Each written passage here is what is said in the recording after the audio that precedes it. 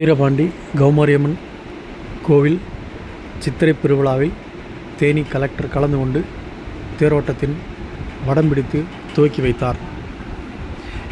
தேனி அருகே வீரபாண்டி அருள்மிகு கௌமாரியம்மன் திருக்கோவில் சித்திரை பெருவிழாவில் மாவட்ட ஆட்சித்தலைவர் ரஞ்சித் சிங் பாரம்பரிய உடை அணிந்து திருத்தேரோட்டத்தின் வடம் பிடித்து துவக்கி வைத்தார்.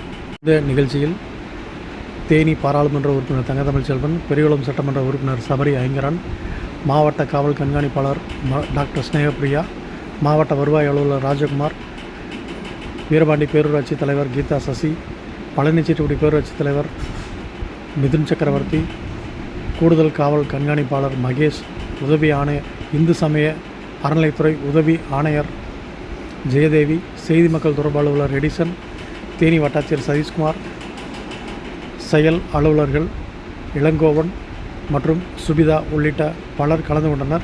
இந்த திருத்தேரோட்ட விழாவில் ஏராளமான பக்தர்கள் கலந்து கொண்டு தரிசனம் செய்தனர்.